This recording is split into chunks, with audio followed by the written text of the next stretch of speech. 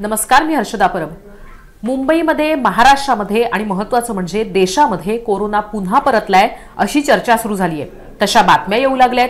साधारण 2669 एवढे कोरोनाचे रुग्ण हे देशभर आढळलेले आहेत। पण चिंतेचा विषय आहे तो म्हणजे या कोरोना रुग्णांपैकी 21 रुग्णांमध्ये JN1 असा व्हेरिएंट सुद्धा आढळलेला आहे। या व्हेरिएंटमुळे किती धोका होऊ शकतो, हा व्हेरिएंट किती त्रासदायक भविष्यात ठरू शकतो, तसंच या व्हेरिएंटची बाधा झाल्यावर किंवा आता या व्हेरिएंट आलेला असताना कोरोना झाल्यावर काय काळजी घ्यायला हवी आणि महत्त्वाचं म्हणजे या सगळ्या परिस्थितीमध्ये वॅक्सिन किती काम करू शकेल, किती उपयोगी ठरू शकेल, या सगळ्याबद्दलचे जे प्रश्न आपल्या मनात आहेत त्याचीच उत्तर आपण घेणार आहोत। ही उत्तर घेण्यासाठी आपल्याबरोबर जोडले गेलेले आहेत डॉक्टर राहुल पंडित, हे सर एच.एन. रिलायन्स फाउंडेशन हॉस्पिटलच्या क्रिटिकल केअर युनिटचे प्रमुख आहेत आणि महत्त्वाचं म्हणजे कोविड टास्क फोर्सचे सुद्धा ते सदस्य राहिलेले आहेत। तर डॉक्टर राहुल पंडित यांच्याकडून आपण जाणून घेणार आहोत। सगळ्यात पहिले तर प्रश्न असणार आहे माझा डॉक्टरांना, तो म्हणजे की डॉक्टर, आता 7 महिन्यांनंतर पुन्हा एकदा कोरोनाचे रुग्ण आढळायला लागलेले आहेत, त्यामुळे लोकांमध्ये साशंकता आहे की नक्की हा कोरोना आहे का, आणि 7 महिन्यांनंतर खरोखर कोरोना येण्याचं कारण काय, मधल्या काळात हा कोरोना कुठे होता किंवा इतकेसे रुग्ण आढळत नव्हते ते का? डॉक्टर नमस्कार। अशादी कोरोना कुठेच गेला नव्हता, कोरोना कायमच आपल्या बरोबर होता आणि कोरोना हा सध्या जो दिसतो आहे आपल्याला तो सीजनल चेंजेस जे होतात आपल्या वेदरमध्ये, कंडिशन कसं आले की सर्व साधारण व्हायरसेस, मग तो इन्फ्लुएन्झा म्हणा, H1N1 म्हणा, कोरोनाचे इतर व्हायरसेस आणि कोविड-19 म्हणा, all of them get little bit more active, आणि त्यामुळे आपल्याला केसेस आता सध्या जास्त आढळून येत आहेत की हा जो सीजनल चेंज आहे त्याच्यामध्ये हा बदल आल्यामुळे आपल्याला केसेस दिसत आहेत। मागच्या 6-7 महिन्यामध्ये देखील आम्हाला डॉक्टरांना तुरळक केसेस दिसतच होत्या, अर्थात केसेस जास्ती नव्हत्या। आता सध्या सगळीकडे तुम्ही बघा तर सगळ्या बऱ्याच लोकांना सर्दी खोकला आहे, सगळ्यांना कोविड आहे असं नव्हे, पण बहुतांश लोकांना जो आहे तो इन्फ्लुएन्झा किंवा इन्फ्लुएन्झा लाईक व्हायरसेस असतील आणि आपण टेस्टिंग चांगली करत आहोत, आपल्याला कोविड आहे की नाही कळतंय। दुसरी गोष्ट म्हणजे हा जो नवीन व्हेरियंट आलाय JN.1, त्या व्हेरियंट बद्दल बरीच काही माहिती मला मी देऊ इच्छितो। तुमच्या प्रश्न जशी येतील मी तसं बघतो आणि काही मला वाटलं तर मी ऍडिशनल पण त्याच्याबद्दल माहिती देईन। खरं तर हा जो व्हेरियंट आहे JN1, या व्हेरियंटचा बद्दल असं सांगितलं जात आहे की तो ओमिक्रॉनचाच सब व्हेरियंट आहे। तर याचा म्हणजे हे खरं तर या अनुषंगाने विचार करायचा ते म्हणजे हा जलद गतीने फैलावणारा व्हेरियंट आहे असं सुद्धा म्हणतात। म्हणजे ओमिक्रॉन सुद्धा तशाच पद्धतीने जलद गतीने पसरणारा व्हेरियंट होता आणि हा सुद्धा जलद गतीनेच पसरणारा व्हेरियंट आहे। तर अशा पद्धतीचा व्हेरियंट जेव्हा येतो तेव्हा काय काळजी घ्यायला हवी? सगळ्यात पहिले काय होतं की एखादा नवीन व्हेरियंट किंवा सब लिनिएज जर आला तर 4 प्रश्न आम्हाला डॉक्टरांसमोर येतात। सगळ्यात पहिला म्हणजे तुम्ही जे म्हणालात की ह्याला ज्या म्युटेशन झाल्या आहेत त्या म्युटेशन्समुळे हा जलद गतीने पसरणारा व्हायरस आहे का, एक। दुसरा म्हणजे या म्युटेशन्समुळे त्याच्या तीव्रतेत काही फरक आला आहे का, म्हणजे सिव्हिअरिटी ऑफ इलनेस मध्ये काही फरक आलाय का, माइल्ड सिम्पटम्स असणार आहेत, मॉडरेट असणार आहेत, बहुतांश लोकांना का सिव्हिअर असणार आहेत। तिसरा प्रश्न म्हणजे की आपल्याला जी नैसर्गिक इम्युनिटी आणि वॅक्सिन मध्ये इम्युनिटी मिळाली आहे त्याच्या एस्केप होणार आहे का, आणि चौथं म्हणजे टेस्टिंग मधून एस्केप होणार आहे का। पहिल्या प्रश्नाचं उत्तर जे आहे तुमचं म्हणणं की जलद गतीने याचा फैलाव होतोय, सध्या असं वाटतंय की ह्याला जे स्पाइक प्रोटीन्स मध्ये म्युटेशन झाले आहेत, स्पाइक प्रोटीन ही कोरोना व्हायरसची जी जागा आहे त्या जागेतून ते सेलला जाऊन अटॅच होतं, त्यामुळे त्याच्यावर जर म्युटेशन झाले तर त्याचा अटॅचमेंट कॅन बी फास्टर।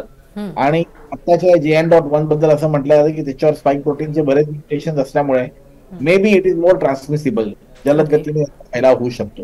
परंतु याच्याबद्दल किती त्याचा जलद गतीने होतोय फैलाव, R0 काय आहे याच्याबद्दल अजून पूर्णपैकी आपल्याला माहिती नाही आहे। पुढच्या काही दिवसांमध्ये जसे जसे रुग्ण वाढतील क्लस्टर्स म्हणून आपण समजू शकू की याचा जलद गतीने फैलाव जो होतोय ऍक्च्युअल त्याचा नंबर काय आहे तेव्हा आपण सांगू शकू निश्चितपणे।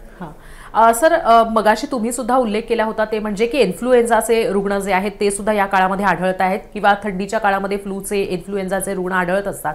आता लोकांनी कसं ओळखायचं की आपल्याला कोरोना झालाय की इन्फ्लुएन्झा झालाय, कारण दोन्ही आजारांची लक्षणं ही साधारण सारखीच असतात। या सगळ्या आजारांना आम्ही फ्लू लाईक सिम्पटम्स म्हणतो किंवा फ्लू लाईक इलनेस म्हणतो, आणि फ्लू लाईक इलनेस मध्ये साधारण जे आपल्याला सगळे सिम्पटम्स येतात ते अप्पर रेस्पिरेटरी ट्रॅकचे असतात। तर सर्दी खोकला होणं, घसा खवखवणं, अंग कणकण करणं, कधी कधी ताप येणं, कधी कधी डोके दुखणं. परंतु काही काही असे स्पेसिफिक सिमटम्स असतात जे की इन्फ्लुएन्झामध्ये पण होऊ शकतात, पण कोविडमध्ये आपल्याला जरा जास्ती दिसून येतात, जसं की वास जाणं किंवा ओके. तोंडाची चव कम्प्लिटली जाणं. ओके. सो माझं एक सिंपल पेशंट करता आणि सामान्य माणसांकरता एक सिंपल सजेशन आहे की 2 दिवस तुम्ही सिम्पटमॅटिक ट्रीटमेंट घ्या घरी. हं, पाणी प्या, क्रोसिनच्या गोळ्या घ्या हं, आणि 2 दिवसात मात्र तुम्हाला बरं नाही वाटलं हं, तर शुअर डॉक्टर. हं, So that appropriate test can be done. हं, Differential for whether it is influenza or COVID, that can be done. हं, आणि मग appropriate medicine can be. हं, जर तुम्हाला मात्र श्वास घ्यायला त्रास होत असेल, छातीत धडधड होत असेल हं, किंवा तुम्हाला अजून काही वाटत असेल की लघवी होत नाहीये जेवढी व्हायला पाहिजे तेवढी, किंवा अंगावर काही रॅशेस आले आहेत किंवा खूप जास्ती अति थकवा आला आहे, हं, हं, तर मग 2 दिवस सुद्धा वाट बघू नका, लगेचच जा आणि डॉक्टरांना दाखवा. परंतु जर पहिल्याच दिवसाचा तापाचा असेल, थोडा सर्दी खोकला असेल, हं, सिम्पटमॅटिक ट्रीटमेंट घेऊन 1 दिवस तुम्ही बघू शकता हं, काय होतंय. नाही दुसऱ्या दिवशी बरं नाही वाटलं तर नक्की मात्र डॉक्टरकडे जा. आणि बाकी त्याच्या व्यतिरिक्त क्लिनिकल टेस्टिंग मध्ये पेशंट्स नाही समजू शकतात हं, की हा कोविड आहे का इन्फ्लुएन्झा आहे. दोघांचे सिम्पटम्स जवळपास सारखे आहेत. हं, हं. डॉक्टर खरं तर म्हणजे टेस्टिंगसाठी केव्हा जायचं हा सुद्धा एक मुद्दा असतो. अनेकदा डॉक्टर्स अगदी सुरुवातीलाच सांगतात साधारण किती दिवसानंतर या सगळ्या संदर्भातली टेस्टिंग झाली पाहिजे जेणेकरून जो काही त्रास झालेला आहे तो सुद्धा डिटेक्ट होईल, म्हणजे आजार झालेला आहे तो डिटेक्ट होईल आणि त्याचबरोबर उगीचच पैसे सुद्धा वाया जाणार नाहीत. जर सिम्पटम्स असतील तर तुमची टेस्ट नक्कीच पॉझिटिव्ह किंवा निगेटिव्ह येऊ शकते. हं, हं, त्यामुळे मी जनरली म्हणतो की एक सगळ्याच पेशंट्सला टेस्ट करायची काही गरज नाहीये. हं, बहुतांशी पेशंट फ्लू लाईक असू शकतात. हं, एक आज तुम्ही वाट बघू शकता प्रोव्हाइडेड तुम्ही क्लिनिकली बरे आहात. हं, परंतु तुम्हाला जर श्वास घ्यायला त्रास होतोय, खूप जास्ती खोकला येतोय, डोक्यात रक्त पडतंय, अति थकवा झालेला आहे किंवा तुम्हाला सहव्याधी आहेत, for example diabetes, blood pressure, cancer, dialysis, chemotherapy, तर मग तुम्ही वाट बघू नका. किंवा you are about 60 years away, तुम्ही लगेच जाऊन डॉक्टरांना दाखवा आणि आणि get tested as per their advice. हं. सर आणखीन एक आहे तो म्हणजे लोकांचा असा प्रश्न आहे ते म्हणजे की आम्ही वॅक्सिन घेतलेलं आहे, मग आता आम्हाला पुन्हा कोरोना होऊ शकतो का, आणि आम्हाला पुन्हा कोरोना होऊ शकतो तर मग या JN1 या व्हेरियंटची लागण होऊ शकते का, तर याचे काय चान्सेस आहेत आणि वॅक्सिन घेतलेल्यांना काय फायदा होऊ शकतो आणि ज्यांनी वॅक्सिन घेतलेलं नाहीये त्यांना काय तोटा होऊ शकतो? असं आहे हर्षदाजी की वॅक्सिनचा जो आपला भारतामध्ये प्रोग्राम होता किंवा आहे म्हणा कोविड 19च्या वॅक्सिन कधीच आपल्याला कंपल्सरी नव्हता एक. हं, आणि दुसरं म्हणजे कधीच कुठल्याच वॅक्सिन मॅन्युफॅक्चररनी किंवा आम्ही डॉक्टरांनी कधीच असं सांगितलं नाही हं, की वॅक्सिन घेतल्यावर तुम्हाला परत कोविड होणार नाही. हं, हे आम्ही सांगूच शकत नाही, कारण वॅक्सिन घेतल्यावर देखील कोविड होऊ शकतो, परंतु सिम्पटम्स मात्र माइल्ड असतील, हं, एकदम माइल्ड. त्यामुळे ज्यांनी वॅक्सिन घेतलंय सध्या तरी काय हा JN.1 व्हेरियंट इथून दाखवत नाहीये. हं, त्यामुळे तुम्ही जर वॅक्सिन घेतलं असेल तर तुम्हाला चान्सेस आहेत की सिम्पटम्स खूप तुमचे माइल्ड असतील आणि तुम्हाला नॅचरल किंवा वॅक्सिन रिलेटेड इम्युनिटी नक्कीच असेल. हं, हं, ते पेशंट ज्यांनी की वॅक्सिन घेतलेलं नाहीये त्यांच्यामध्ये सुद्धा इम्युनिटी असू शकते, कारण बरेच लोकांना नकळत सुद्धा कोविड होऊन गेलेला आहे. बरोबर. एक अर्धा दिवस थोडासा आधार किंवा अंगदुखी वगैरे, आणि मग त्यांना सुद्धा अँटीबॉडीज त्यांच्या शरीरात निर्माण झाल्या असतील. त्यामुळे कोणाला कोविड नाही झाला त्यामुळे ते एकदम जास्ती एक्सपोज होणार आहेत किंवा ते जास्ती वनरेबल आहेत असं नाही आहे, कारण त्यांना नॅचरल इम्युनिटी सुद्धा आली असेल जी की त्यांनी मेजर केली नसेल. हं, हं. सर आणखीन एक प्रश्न असा विचारला जातो ते म्हणजे की आम्ही तेव्हा एक डोस घेतला होता, त्यानंतरचे आमचे 2 डोस झालेले नाहीयेत किंवा आमचा बूस्टर झालेला नाहीये अशा पद्धतीचं, तर आता अशा पद्धतीनं घाई गडबडीमध्ये वॅक्सिन घेणं योग्य होईल का, आणि ज्यांनी घेतला नसेल डोस किंवा घ्यायचा राहून गेला असेल त्यांनी आता हे डोस घेणं अपेक्षित आहे का, घ्यायला हवेत का? जनरली 2 डोस व्हायला पाहिजे होते सगळ्यांची, आणि बूस्टर जो आहे तो कमीत कमी हाय रिस्क पॉप्युलेशनला तरी घ्यायला पाहिजे होता. जर तसं झालं नसेल तर तुम्ही जवळच्या गव्हर्नमेंट वैद्यकीय जा, हॉस्पिटलमध्ये जा आणि ते तुम्हाला मदत करतील. जनरली जेव्हा पण व्हायरस अपस्विंग मध्ये असतो, आज जरी तुम्ही वॅक्सिन घेतलं तरी तुम्हाला ऍक्च्युअल त्याचा जो प्रोटेक्शन मिळणार आहे तो 2 ते 3 आठवड्यानंतर मिळणार आहे. त्यामुळे तुम्ही आज जरी वॅक्सिन घेतलं तरी असं नाहीये की तुम्हाला लगेच इम्युनिटी प्राप्त होणार आहे. आणि जनरली वॅक्सिनच्या ज्या थंडीच्या वेळेस असतात ते 3 ते 6 आठवड्याच्या असतात, आणि मला वाटतं आपण ऑलरेडी दुसऱ्या आठवड्यामध्ये आलेलो आहोत, दुसऱ्या एंडला आलेलो आहोत. त्यामुळे अजून ते 4 आठवडे वेव चालेल जर ती नॉर्मल वेव सारखी असेल, आणि मिड जानेवारी पर्यंत साधारण वेव कमी होईल अशी अपेक्षा आहे. सर, खरं तर US मध्ये हा व्हेरियंट जो आहे तो सप्टेंबर 2023 मध्ये आढळला होता असं काही बातम्यांमध्ये दिसतं आहे, म्हणजे जे काही गुगल सर्चमध्ये दिसतं आहे ते. तर त्यामुळे US मध्ये याच्या संदर्भामध्ये काही अभ्यास झाला आहे का आणि त्यातनं काय माहिती समोर आली आहे, काही कल्पना आहे का? कारण भारतामध्ये त्याचा म्हणजे आपण पाहिलेलं आहे की याच्या आधी वेगवेगळ्या देशांमध्ये व्हेरियंट आल्यानंतर त्याचा काहीसा अभ्यास झाला आणि त्यानंतर आपल्याला त्याचा फायदा झाला होता. इथं काळजी घेण्यासाठी विशेषत्वानं मास्क कोणत्या पद्धतीचा वापरायचा, कुठली औषधं लागू पडू शकतील किंवा काय काळजी घ्यायला हवी, कुठल्या स्टेजवर ऍडमिट करायला हवं, या सगळ्यासाठी. तर US मध्ये असा काही अभ्यास झाला आहे का, त्याची काही माहिती समोर आली आहे का?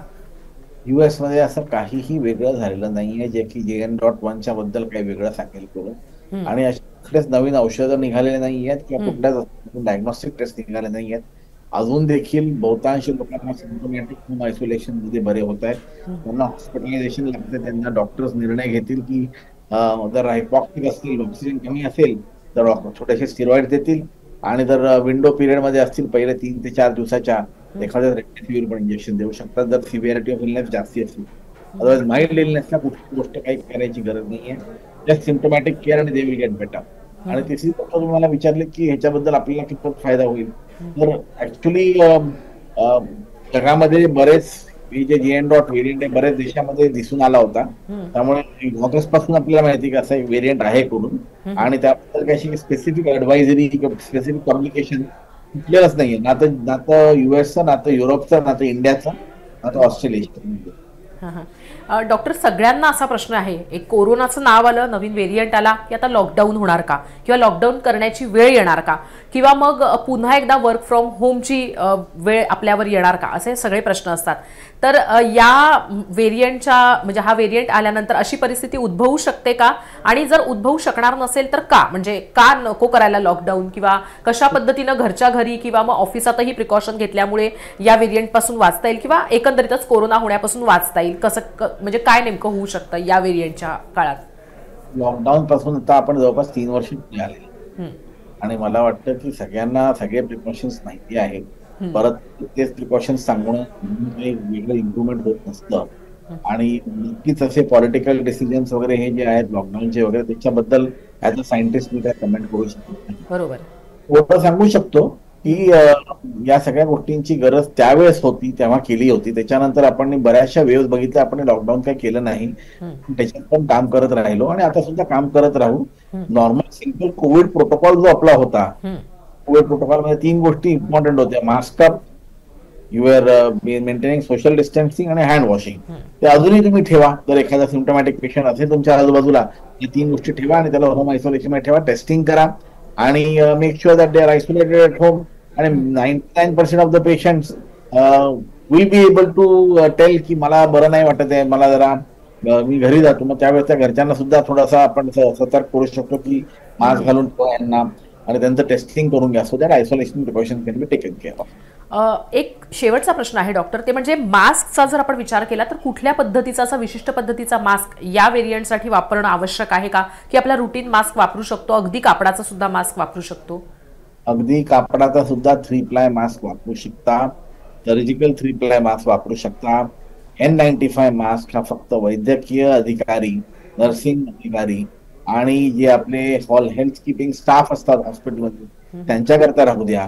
आणि ते पेशंटच्या फार जवळ जाऊन काम करतात, ते पेशंटच्या पेक्षा 1 मीटर अंतराच्या आतमध्ये जाऊन काम करतात, त्यामुळे त्यांना प्रोटेक्शन N95 ची आहे.